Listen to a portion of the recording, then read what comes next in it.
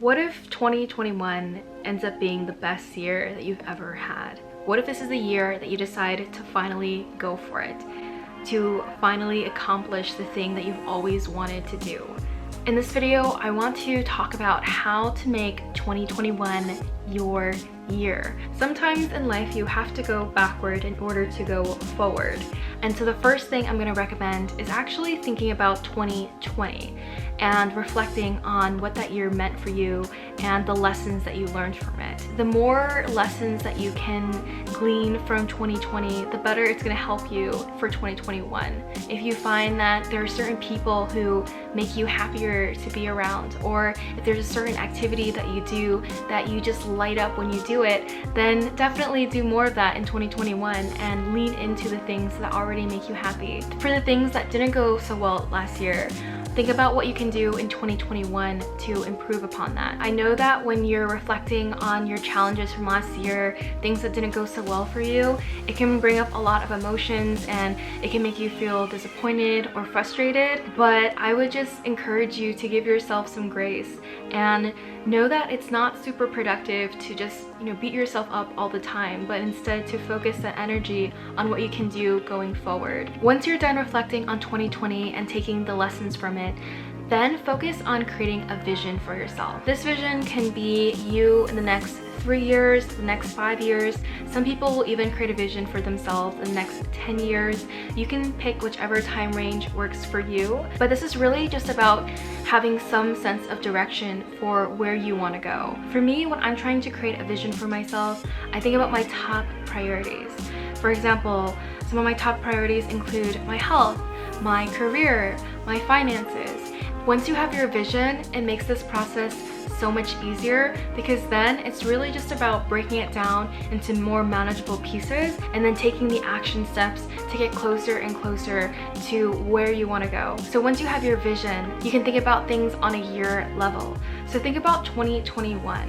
What would make this the best year?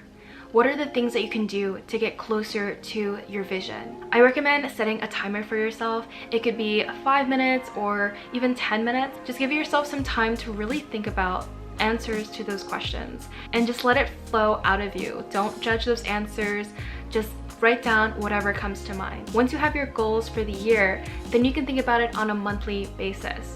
So for example, think about this month. It's currently January 2021. What can you do this month to get you closer to your yearly goals and therefore closer to your bigger vision? You can do the same thing for the week, and then also even for the day.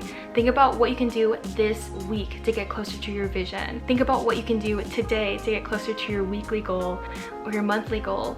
A key factor that people often forget is how important your environment is. So yes, you got some big goals for 2021. You have your year goals, your monthly goals, your daily goals.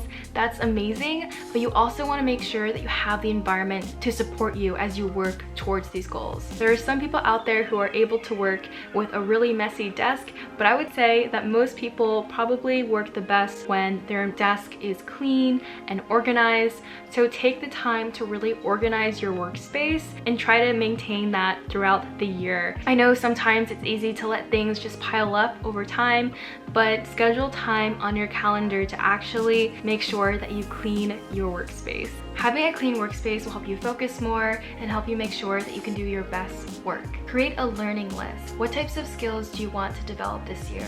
What type of knowledge do you need to have in order to move closer towards your vision? Once you have your learning list, think about what books you can read, what courses you can take, or what podcasts you can listen to. Keep yourself inspired regularly. A lot of people will set New Year's resolutions or set these big lofty goals for themselves at the beginning of the year, and then they end up not doing it because they end up not feeling motivated or they get discouraged. And one of the biggest ways to really counteract that is to continuously find ways to keep yourself inspired, to remind yourself of your goals, to remind yourself of your vision. It's not just about having the goal or setting the intention, but it's about creating systems and being mindful of the habits that you are doing on a regular basis.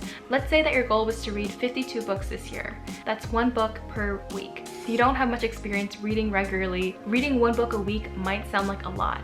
And so in order to accomplish this goal, think about the habits that you would have to have in order to accomplish it. When it comes to systems, think about the tools and resources that you can use to help you accomplish your goals. So for me, when it comes to making these YouTube videos, I use a tool called Trello to help me organize my ideas and my thoughts, and it definitely helps me be more productive and stay on track when I'm trying to create these YouTube videos. Check in with yourself on a regular basis to see how you're doing. And don't be so hard on yourself if you don't reach the weekly goal that you had set or the daily goal that you had set. Focus on getting back on track and doing the best you can tomorrow and the day after that. You can change your life. You just gotta put in the work, and you've gotta stay disciplined and stay focused. Keep yourself inspired and motivated and go after it. Thanks so much for watching, and I'll see you in the next video.